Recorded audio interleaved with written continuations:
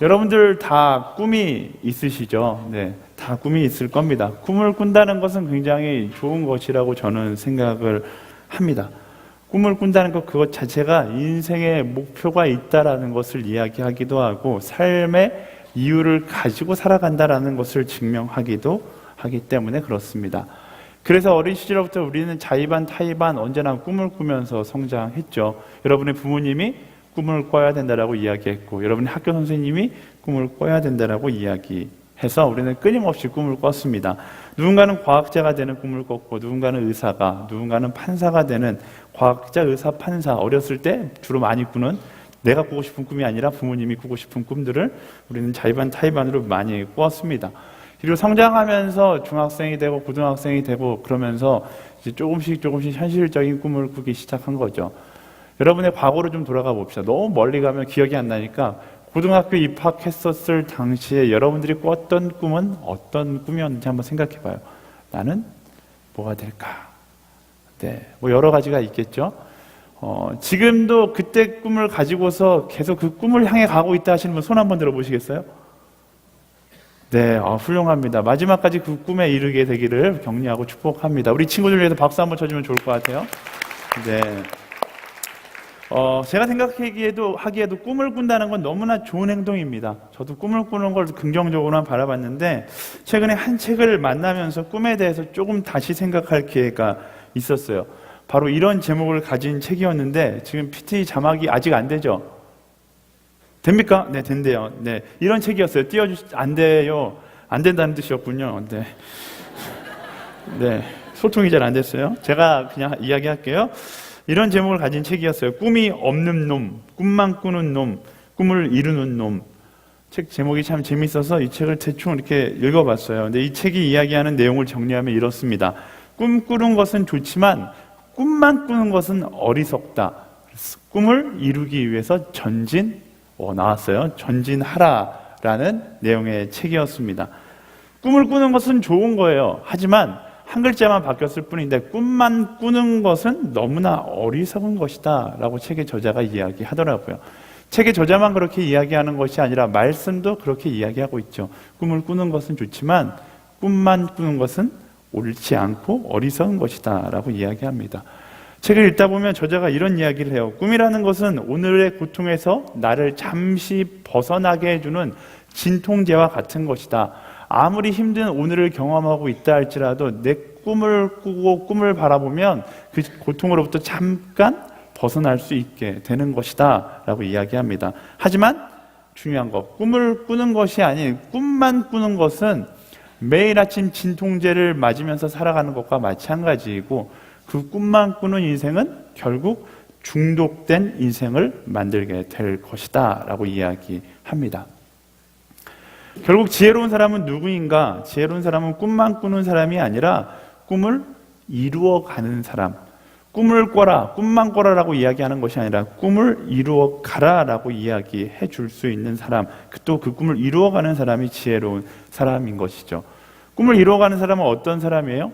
오늘의 현실 가운데 최선을 다해서 그 꿈을 향해 전진, 노력하는 중독의 인생이 아니라 오늘 상황 가운데 최선, 전진, 노력이라는 키워드를 가지고 나아가는 사람이 꿈을 이루어가는 사람이다라는 것입니다.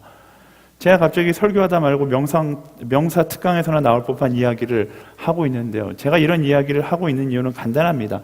우리가 하나님 나라를 꿈꾸는 것도 마찬가지이기 때문에 그래요. 설교 시간에 많이 이야기하죠. 하나님 나라를 꿈꿔야 된다. 하나님 나라를 꿈꾸는 것은 너무나 좋은 것입니다. 하지만 똑같아요. 하나님 나라의 꿈만 꾸는 것은 좋은 것처럼 보이지만 어리석은 일인 것이죠.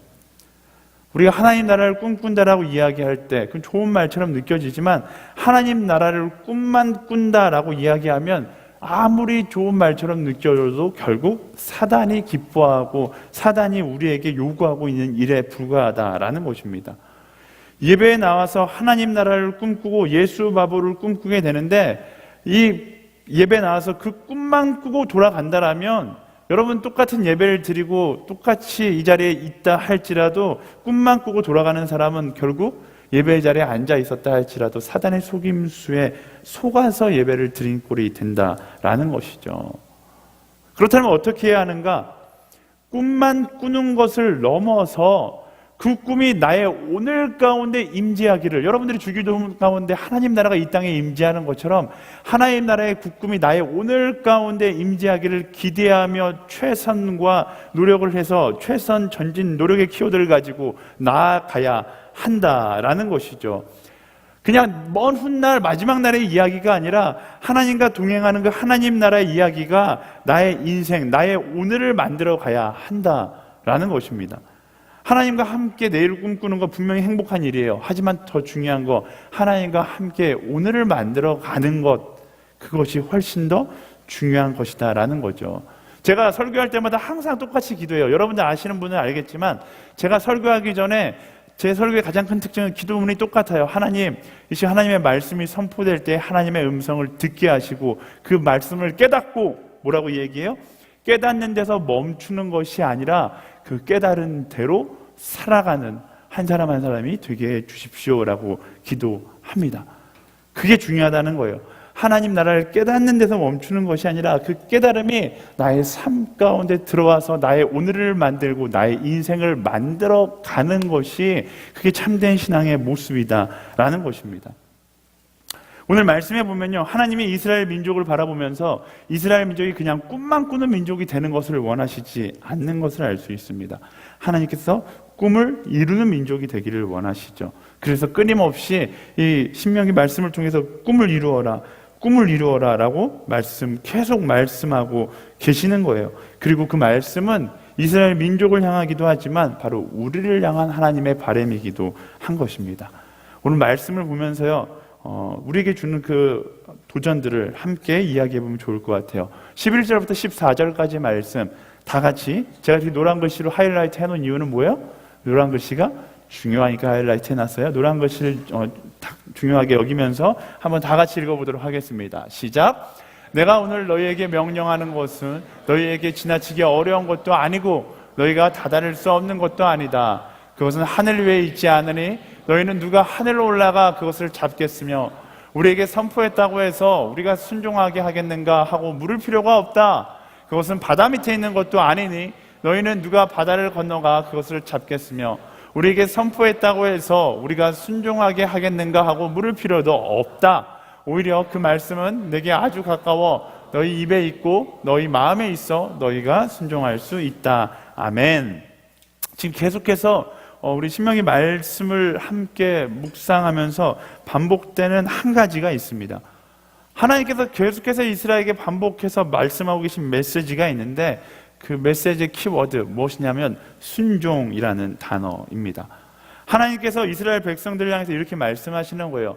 이스라엘아, 순종이 답이다 라고 이야기하는 것이죠.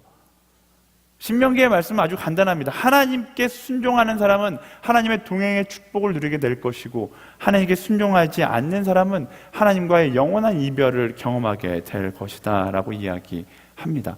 제가 지난주에 이야기했듯이 왜 순종을 그렇게 강조하는가? 이스라엘 민족에게 축복, 가나안 땅이라는 축복을 주시기 이전에 이스라엘을 막 계속 교육하는 거예요. 너희는 순종해야 돼, 순종해야 돼, 순종해야 돼. 근데 왜 그러냐면 그 순종이라는 기본 조건을 갖추지 않으면 이 가나안 땅이라는 축복의 땅에 들어갔을 때 그들이 그 축복을 축복으로 누리지 않고 축복을 저주로 바꿔버리기 때문에 그런 것이죠. 하나님은 너무나 그것을 잘 알고 있어요. 왜? 아담과 하와 사건을 통하여서 하나님은 경험했거든요. 순종을 알지 못하는 사람이 하나님의 축복 가운데로 나가면 저주가 된다라는 것을 하나님이 알고 있기 때문에 이스라엘 민족에게 끊임없이 순종해라, 순종해라 라고 이야기하고 계시는 것입니다.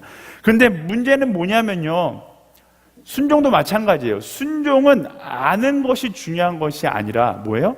순종은 하는 것이 중요한 것이다 라는 것이죠.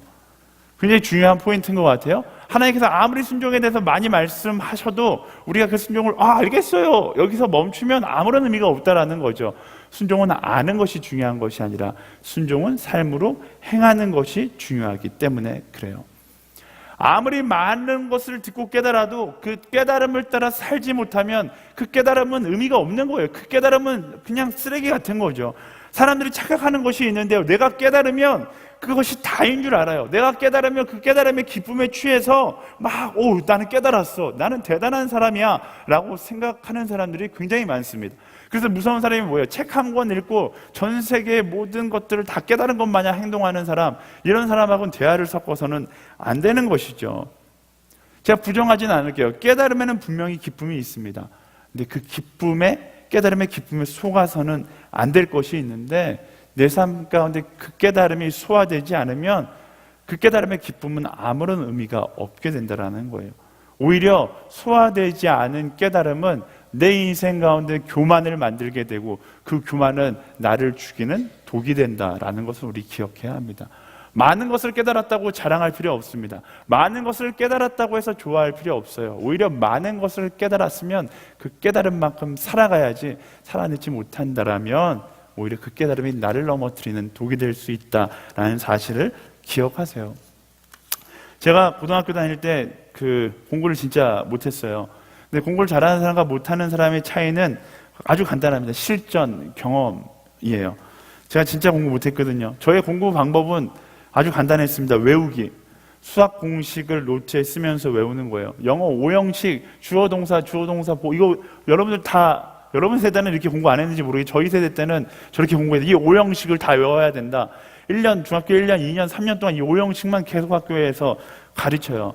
이거를 5형식을 외우고 있으면 마음 가운데 기쁨이 찾아오기 시작합니다. 어떤 기쁨이 찾아오냐면, 나는 문법을 다 알기 때문에 이제 어떤 영어 문장이 나와도 나는 다 해석할 수 있을 것만 같은 그런 마음의 기쁨이, 나름 깨달음의 기쁨이 있는 거죠.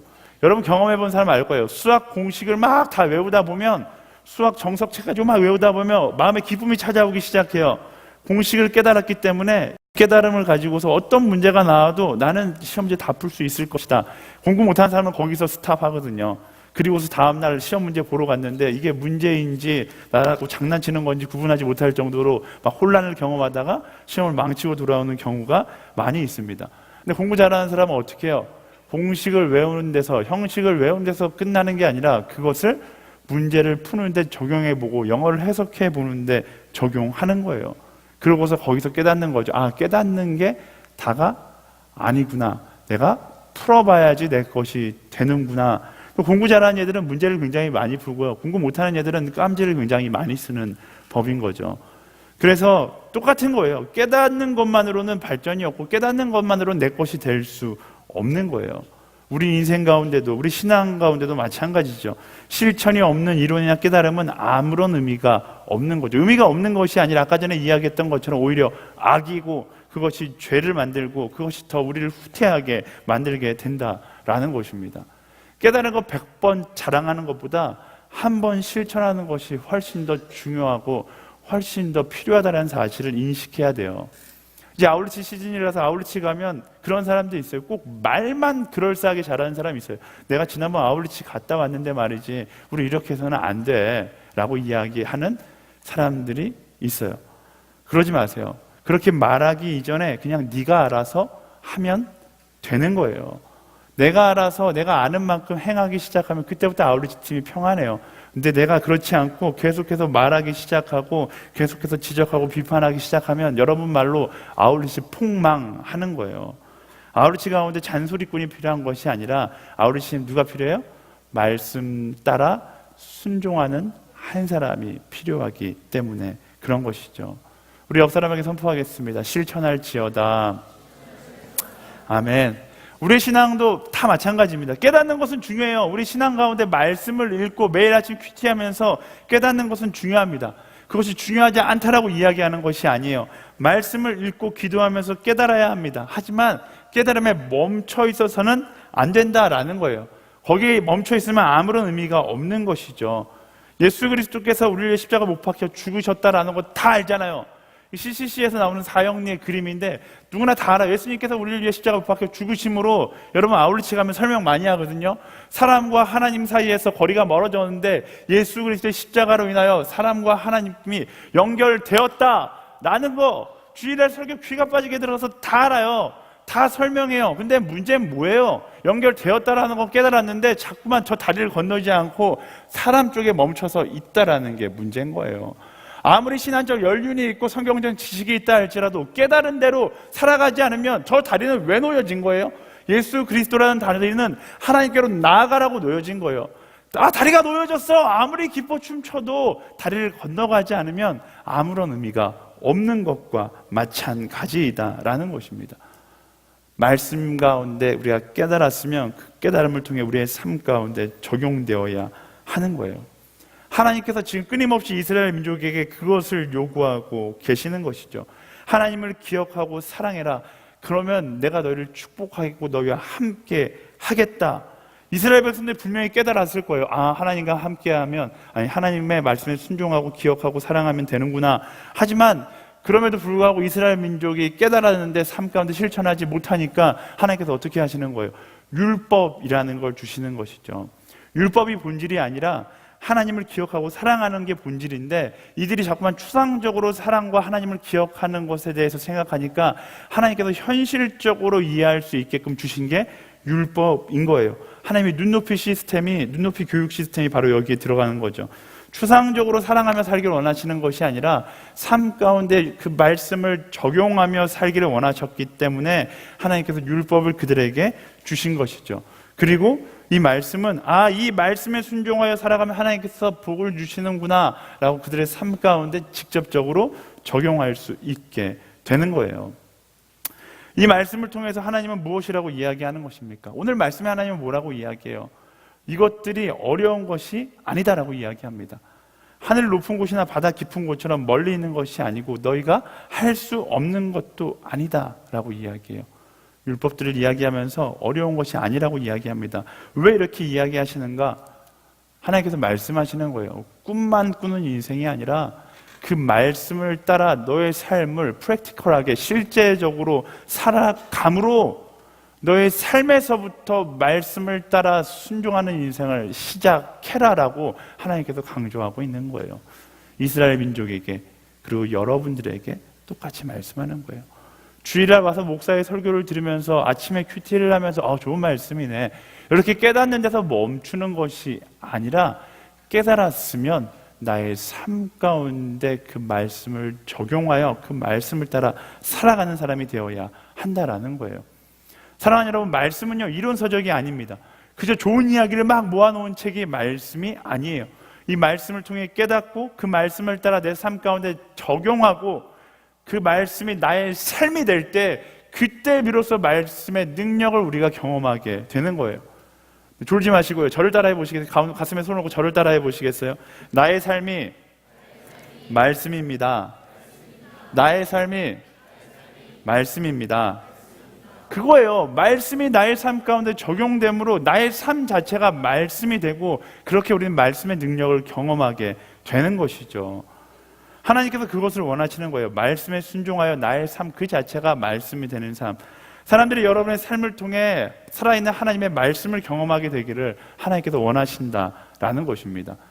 여러분의 삶만 봐도, 말씀을 읽지 않아도 우리의 삶만 보면 세상 사람들이 하나님께서 살아계시는구나, 하나님은 저런 분이구나, 예수님은 저런 분이구나 깨달을 수 있게끔 하는 것이 우리의 역할이고 말씀을 깨달은 사람의 삶의 모습이다라는 것입니다. 저는요, 여러분들의 친구들이, 저의 친구들이 그런 간증을 막 하는 인생이 되었으면 좋겠어요. 막 친구들이 나한테 너 보니까 교회 정 떨어진다, 너 보니까 교회 썩었어 이런 소리 듣는 사람 말고요, 이런 소리 듣고 있는 사람이라면 회개할 지어다, 이런 소리 말고요, 야 내가 교회는 안 다니는데 널 보니까 하나님이 살아계시기는 한 것 같아, 야 너 보면 신기해, 하나님이 계시긴 한 것 같아, 이런 놀라운 간증이 말씀이 삶에 적용되는 여러분들의 삶 가운데 드러나게 되기를 예수님의 이름으로 축원합니다. 네, 우리 옆 사람에게 이야기해 줄 거예요. 널 보니까 하나님이 살아계신 것 같아. 이렇게. 네, 말하기 쑥스러운가 봐요. 네, 살아있는 성경이 되는 것, 살아있는 말씀이 되는 것, 그게 여러분들의 숙제예요. 우리의 숙제예요. 그리스도인의 삶의 가장 큰 숙제는 말씀이 나의 삶이 되는 것, 나의 삶이 말씀 그대로를 증거하게 되는 것, 그게 바로 하나님께서 말씀하시는 순종의 결과인 것이죠. 그렇다면 순종은 구체적으로 어떻게 적용되어져야 하는가? 15절 말씀 이후에 구체적인 실천에 대해서 이야기합니다. 15절과 16절 말씀 읽어볼게요. 15절 16절 시작. 보라, 내가 오늘 너희 앞에 생명과 번성, 죽음과 멸망을 두어 내가 오늘 너희에게 너희 하나님 여호와를 사랑하고 그분의 길로 걸으며 그분의 명령과 규례와 율법을 지키라고 명령하고 있다. 그러면 너희가 살고 너희의 수가 많아질 것이며 너희 하나님 여호와께서 너희가 들어가 차지할 그 땅에서 너희에게 복 주실 것이다. 아멘. 하나님께서 순종의 방향에 대해서 세 가지로 말씀하세요. 첫 번째, 여호와를 사랑하고, 두 번째, 그분의 길을 걸으며, 세 번째, 그분의 명령과 규례와 율법을 지키라 라고 말씀하십니다. 우리가 말씀을 따라 살아간다는 것은 이 세 가지를 이야기하는 거예요. 여호와를 사랑하고 그분의 길을 걸으며 그분의 명령과 율법을 따라 살아가는 것. 한 가지씩 보도록 할게요. 첫 번째, 하나님을 사랑하라고 말씀하고 계십니다. 이 명령은 뭐예요? 내 인생의 우선순위의 기준을 변화시키라고 이야기하는 거예요. 내 인생에 소중하다고 여기는 것 중에 가장 소중한 것에 하나님을 갖다 놓으라고 이야기하는 것입니다. 그게 바로 하나님을 사랑하라라고 이야기하는 거예요. 다시 말하면요, 내가 사랑하고 있는 헛된 것들을 다 내려놓고 하나님을 사랑하는 거예요. 하나님을 가장 높은 자리에, 가장 중요한 자리에 갖다 놓는 것이죠.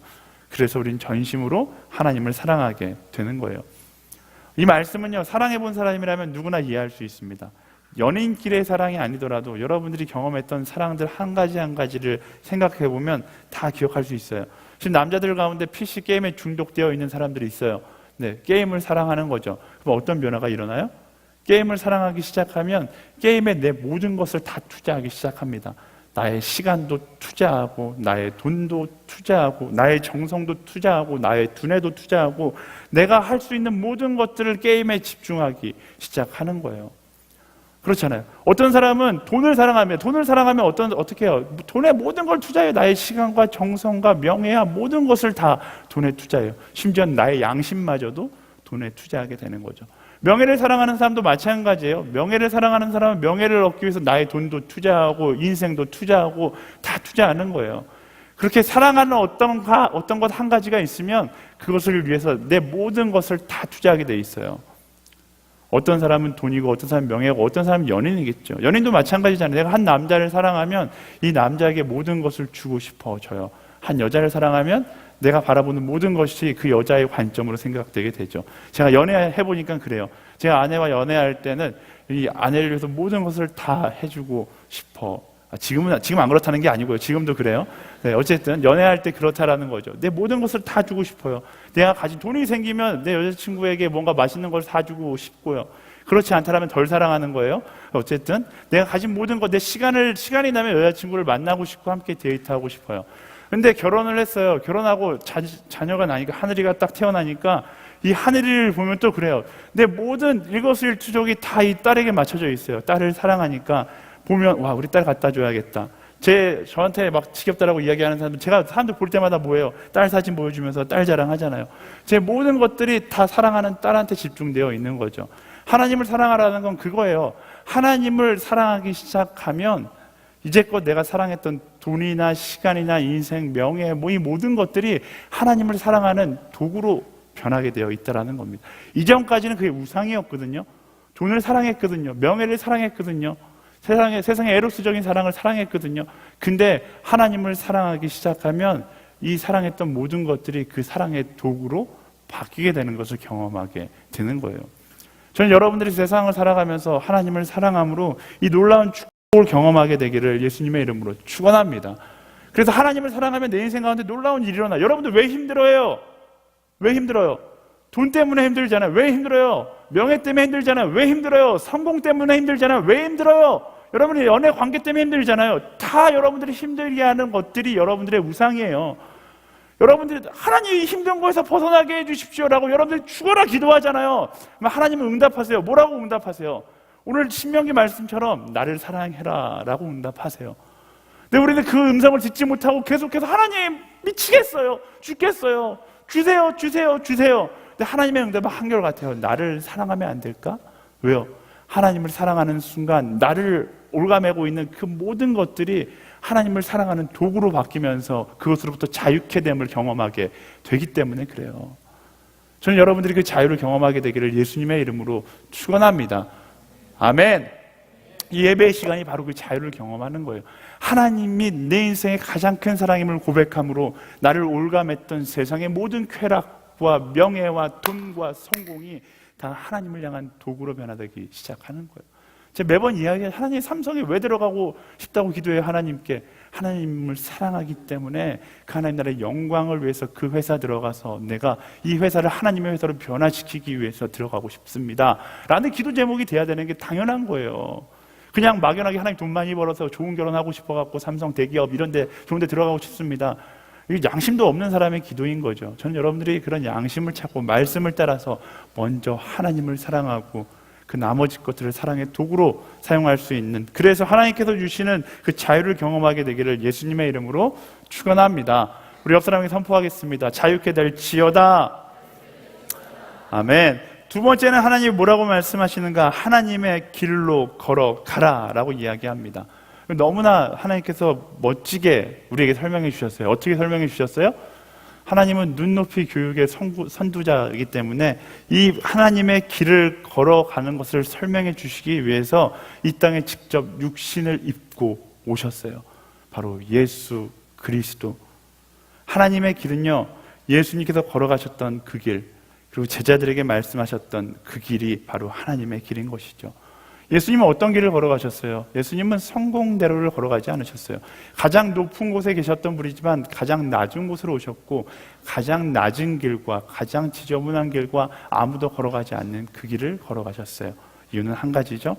바로 하나님의 사랑을 그들에게 주기 위해서 그 길을 걸어가셨죠. 스스로 선택해서 자신의 유익의 길을, 성공의 길을 걸어간 것이 아니라 희생의 길을 걸어가셨던 분이 바로 예수 그리스도예요. 그리고 제자들에게 이렇게 말씀하셨어요. 내가 너희를 사랑한 것 같이, 내가 너희를 위하여 이 희생의 길을 걸어간 것 같이 너희도 서로 사랑하라. 예수님께서 우리에게 길을 말씀해 주시는데 그 사랑의 길, 그 희생의 길, 그 십자가의 길을 너희도 가라라고 말씀하신 거예요. 말씀 가운데 순종, 두 번째 순종, 하나님의 길을 걸으라. 이것은 무엇을 이야기하는 것인가? 부자의 길, 성공의 길, 명예의 길을 걸으라는 것이 아니라 바로 예수 그리스도께서 걸어가셨던 그 길, 사랑의 길을 걸어가라라고 말씀하고 계시는 것이죠. 자, 이제 여러분들에게 묻겠습니다. 여러분들은 어떤 인생의 길을 걸어가고 있습니까? 혹시 성공의 길을 걸어가고 있지는 않으세요? 돈의 길을 걸어가고 있지는 않으세요? 여러분의 인생길에서 가장 중요한 가치 기준은 어디에 있습니까? 말씀은 이야기합니다. 변화라는 거예요. 돈의 인생길이 아니라, 성공의 인생길이 아니라 사랑의 인생길을 걸어가라라고 말씀하고 있습니다. 사랑하고 희생하셨던 예수님께서 걸어가셨던 그 길, 말로만 예수바보라고 이야기하는 것이 아니라 나의 삶이 예수님을 따라 그 희생과 사랑의 길을 걸어갈 수 있어야 한다라고 말씀은 이야기하는 거예요. 세상은 높아지려고 합니다. 서로 경쟁하면서 뭐 하는 거예요? 조금이라도 더 높아지고 싶어 하는 거잖아요. 이런 높아지려고 하는 세상 속에서 우리는 예수님을 닮아 낮은 길을 선택하는 사람이 돼야 돼요. 내 것을 서로 채우지 못해서, 내 배를 채우지 못해서 아웅다웅하는 이 세상 가운데 우리는 나의 배를 채우는 것이 아니라 배고프고 굶주리고 헐벗은 사람들의 배를 채워주기 위하여 사랑의 길을 선택하는 사람이 되어야 한다라는 것입니다. 누구의 친구가 되어줘요? 세상 사람들은 내게 유익이 되는 친구를 만나려고 합니다. 그리스도인 내게 유익이 되는 친구를 보는 게 아니라 아무도 거들떠보지 않는 소외받은 사람들의 친구가 되어 주어야 합니다. 예수님이 그렇게 걸어가셨으니까요. 사람들은 유익을 계산하면서 친구를 찾을지라도 우리는 말씀을 따라 살아가며 예수님이 그랬던 것처럼 아무도 돌보지 않고 소외받은 그들의 친구가 되어줄 수 있어야 한다라는 거예요. 제가 매번 이야기하지만 낮은 자의 친구가 된다고 해서 여러분들의 가치가 낮아지는 거 절대로 그렇지 않아요. 하나님은 여러분들 최고의 가치로 창조하셨어요. 세상 사람들은 두려워하거든요. 내가 저렇게 찌질한 친구랑 만나면 나도 찌질하게 평가받지 않을까 두려워합니다. 그리스도인은 그렇지 않아요. 그런 어리석은, 그런 바보 같은 생각하고 사는 게 아니라 그리스도인은 뭐예요? 야, 저 찌질한 친구 옆에 내가 가줌으로 어떻게 되는 거예요? 저 찌질한 친구가 나로 인하여 빛나게 되는 거예요. 이게 여러분들이 가져야 될 마인드인 거예요. 하나님께서 여러분을 그렇게 존귀하게 창조하셨기 때문에 나 같은 존귀한 존재가 너 같은 사람에게 너무 비하 발언인가요? 어쨌든 정말로 낮은 친구에게 가서 함께 있어줌으로 인하여 나의 가치가 하락되는 것이 아니라 너의 가치가 소중하다는 것을 기억하게 하는 것이죠. 제가 자주 이야기하죠. 바보 온달이 평강공주를 만났는데 바보 온달을 따라 바보 아내가 된 것이 아니라 평강공주를 만나 왕자 온달이 된 거잖아요. 똑같은 거예요. 그리스도인의 그 존귀함을 가지고 낮은 자의 친구가 되어줄 때 나의 가치가 낮아지는 것이 아니라 하나님께서 우리의 가치를 높여주시는 것을 경험하게 되는 거예요. 여러분이 서 있는 자리도 마찬가지예요. 비관하는 자리, 절망의 자리, 그리스도인은 그런 자리로 나아가야 돼요. 그 자리로 함께 나아가서 나도 그 자리에서 비관하고 절망하고 안 되는구나, 죽었구나라고 생각하는 것이 아니라 어떻게 하는 거예요? 그 비관의 자리에 나아가서 나 같은 존귀한 사람이 이 자리에 나왔기 때문에 그 비관의 자리가 기쁨의 자리가 될 것이라고 선포하고, 그 자리가 행복의 자리가 될 것이라고 선포하고, 그 자리를 주님께 올려드리면 나아갔을 때 하나님께서 여러분들과 함께 그곳을 높여주실 것을 경험하게 되는 거예요. 제가 너무 많이 이야기해서 이제 지겹죠. 여러분의 가정도 마찬가지예요. 우리 아버지는 왜 이렇게 그지 같을까?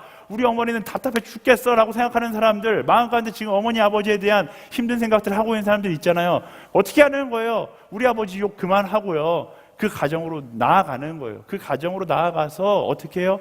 그 가정 가운데 나를 통하여 그 가정이 하나님의 가정이 되는 것을 경험하게 되는 것이죠.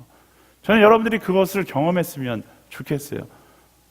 가정에서, 캠퍼스에서, 직장에서, 여러분의 모든 관계 가운데 높아지려고만 하지 말고 낮은 자, 절망의 자리, 슬픔의 자리, 사랑이 없는 자리로 나아가서 사랑하는 거예요. 예수 그리스도의 마음처럼, 예수 그리스도의 인생처럼 흘려보내는 거죠. 그리고 거기서 무엇을 경험해요? 하나님의 일하심을 경험하는 거예요.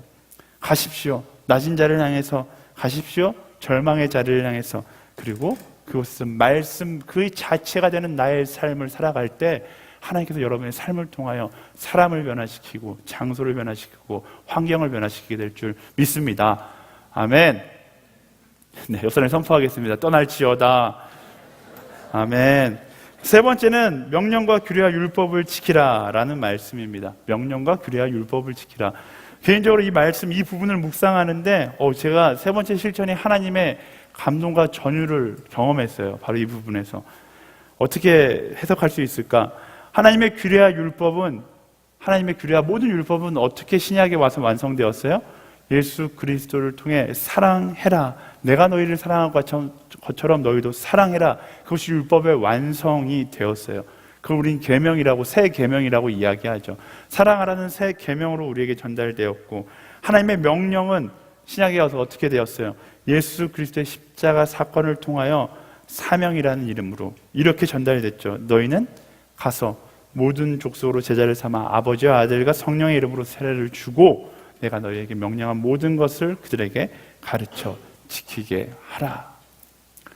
명령과 율법은요, 사랑과 복음 전파라는 두 가지 숙제를 가지고 우리 인생 가운데 찾아왔어요. 그리고 하나님은 이것을 뭐라고 얘기하는 거예요? 여러분들 용어로 콜라보레이션 하기를 원하는 거죠. 계명을 가지고 사명을 따라 살아가는 인생이 되라 라고 이야기하는 거예요. 사랑을 가지고 복음을 증거하는 인생을 살아가라 라고 말씀하고 계시는 것입니다. 다시 말하면 이 세 번째 그 순종이 바로 첫 번째, 두 번째 순종을 정리해 주고 있는 거예요. 사랑의 계명과 복음 전파의 사명, 그게 바로 그 둘의 콜라보레이션, 그게 우리 인생 가운데 주어진 순종의 가장 중요한 포인트이다라는 것입니다. 따라해 보시겠어요? 사랑의 계명, 복음 전파의 사명, 그 둘의 콜라보레이션. 네, 오늘 설교 이것만 기억하면 돼요. 사랑의 계명, 콜라보레이션이 뭔지 모르는 사람이 있는 거 아니죠? 네. 사랑의 계명과 복음 전파의 사명, 그 둘의 콜라보레이션이 나의 인생 가운데 이루어지기 시작하면 그게 바로 축복받은 사람의 인생이다라는 것입니다. 사랑과 복음 전파, 그것이 우리 인생에 나아가야 될 길을 알려주는 나침판과 같은 거예요. 그 길을 따라서, 그 사랑을 따라서, 그 복음 전파의 사명을 따라서 나아갈 수 있는 여러분들이 되기를 예수님의 이름으로 축원합니다. 세상에 수많은 사람들은요, 그들의 나침판은 성공을 향해 가리키고 있고, 그들의 나침판은 명예를 가리키고 있고, 그들의 나침판은 돈을 가리키고 있을지 모릅니다. 하지만 그리스도의 나침판은 아주 명확해요. 태초가 천지된 그 순간부터 그 나침판은 변함없었어요. 바로 사랑과 복음 전파의 콜라보레이션, 그 길로 가라고 말씀은 이야기하고 있는 것입니다. 이번 여름 아울리치 가잖아요. 아울리치가 우리가 바로 그 나침판을 따라가는 거예요. 돈 열심히 벌어서 내 돈 주고서, 브라질 가는 사람 280만 원이나 냈어요. 내 돈 세상에 어떤 사람이 280만 원 내고 벌레 물려 죽으러 가는 사람이 어디 있겠어요? 근데 가는 거예요. 여러분 국내 아울리치도 마찬가지예요. 그 좋은 관광지 놔두고서 내 돈 내고 잠도 제대로 못 자는 정말 초라한 방에서 잘 텐데 그곳을 향하여 나아가는 거예요. 이유는 간단해요. 사랑과 복음 전파의 콜라보레이션, 그 나침판이 바로 그 아울리치 지역을 향해 있기 때문에 그런 거죠. 아울리치뿐만 아니라 여러분의 인생의 모든 경로가 바로 그 나침판을 따라가게 되기를 소망합니다. 어떤 선택을 해야 하는가? 나의 욕심의 선택, 돈의 선택, 명예의 선택? 아니요. 사랑과 복음 전파, 그 둘의 콜라보레이션, 바로 그 길이 알려주는 선택을 하게 되기를 예수님의 이름으로 축원합니다. 아멘.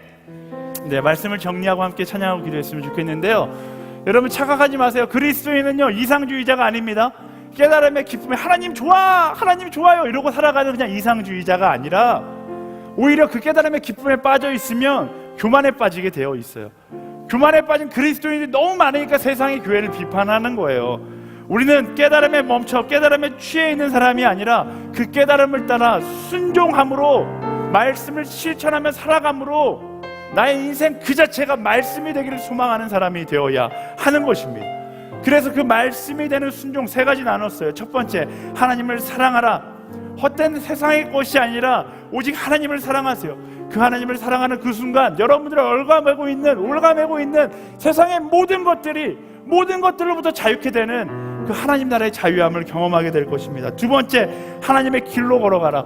예수님께서 걸어가셨던 그 십자가를 향하여 걸어가는 거예요. 성공을 향하여 걸어가는 게 아니라, 명예를 향하여 걸어가는 게 아니라, 돈을 향하여, 대기업을 향하여 걸어가는 게 아니라 예수님께서 걸어가셨던 그 십자가의 길, 낮아짐, 사랑할 수 있는, 아무도 사랑하지 않아서 소외받은 그 사람들을 향해서, 예수 그리스도를 알지도 못하고 죽어가는 그 사람들을 향해서 바로 그 길을 향해 나아가라 라고 말씀하십니다. 세 번째 뭐예요? 명령과 율법을 지키라. 예수 그리스도의 증인이 되라는 사명을 따라 증인이 되고 사랑하라는 새 계명을 따라 사랑과 복음 전파의 콜라보레이션, 그 나침반을 따라 살아가라 라고 말씀은 이야기하고 있습니다. 순종할 준비가 되셨습니까? 순종할 준비가 되셨어요? 순종할 준비가 되셨어요? 말씀을 따라 살아간다는 건요, 제가 여러분들에게 강력하게 이야기하는데요, 머릿속에 깨달았어! 최성민 목사 오늘 이야기 들으니까 알겠어, 그거야! 여기서 멈추는 게 아니에요. 그건 말씀을 듣는 게 아니에요. 말씀을 깨닫는 것도 아니에요. 진짜 말씀을 따라 살아가는 건 지금 이 시간이 아니라 저 문을 향해 밖으로 나아갔을 때 그때부터 시작되는 거예요. 들었으면 깨닫고 깨달았으면 그 말씀을 따라 살아가는 거예요. 하나님, 이 세상의 그 어떤 가치보다 하나님만을 사랑하겠습니다. 이 어떤 가치를 향해 걸어가는 것이 아니라 예수 그리스도의 그 사랑의 발자취를 향해 걸어가겠습니다. 그렇게 결단하고 세상 가운데 나아가 어떤 길을 선택하는 게 사랑의 선택인가, 어떤 길을 선택하는 게 복음 전파의 길인가, 그리고 그 길을 향해 나아갈 때 우리는 말씀이 내 삶의 능력이 되는 것을 경험하게 될 것입니다. 세상의 돈, 명예, 쾌락 이런 것들이 진짜 기쁨이라고 착각하게 만드는 사단에게 속지 마시고요, 말씀을 따라 살아감으로 하나님을 사랑하고 예수 그리스도의 그 길을 따라가고 정말로 말씀하신 것처럼 사랑과 복음 전파의 콜라보레이션, 그 나침반을 따라갈 때 하나님께서 주시는 그 놀라운 기쁨, 세상에서 경험할 수 없는 영원한 하나님 나라의 기쁨을 경험하게 될 줄 믿습니다. 하나님을 사랑하는 그 사랑을 포기하지 않는 사람들, 안기 소망하는 사람들, 우리 다 같이 자리에서 일어나서 함께 찬양하고 결단하며 나아갈까요? 하나님 그 사랑을 빼앗기지 않겠습니다.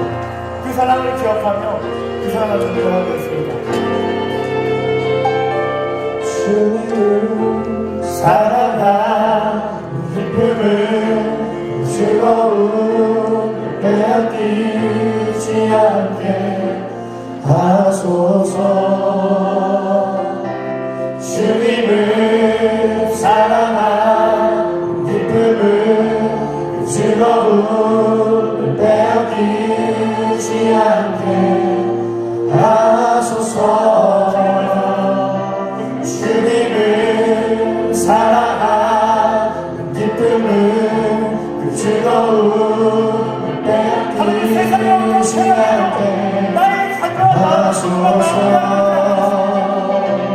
주님을 사랑하는 기쁨을 즐거움 빼앗기지 않게 하소서. 예수 예수 예수 예수 주님을 사랑합니다. 예수 예수 예수 예수 주님을 사랑합니다. 주님을 사랑하는 기쁨을 그 즐거움을 빼앗기지 않게 하소서. 주님을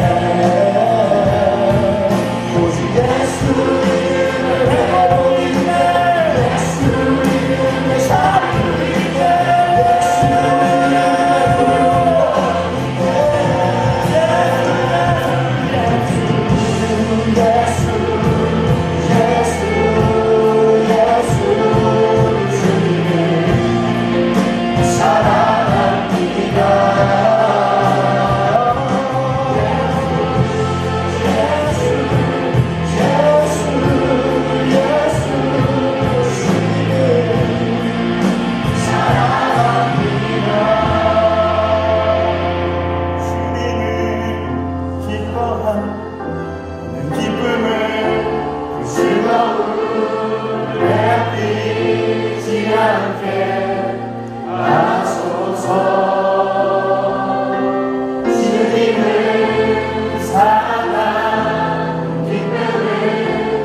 즐거움을 빼앗기지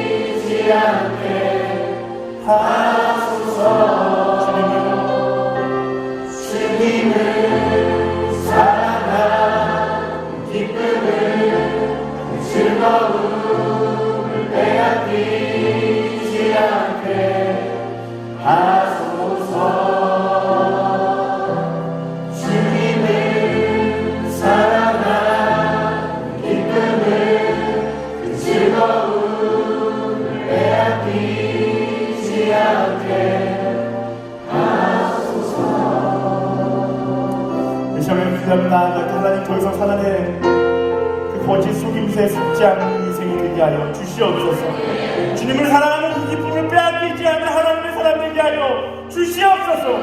세상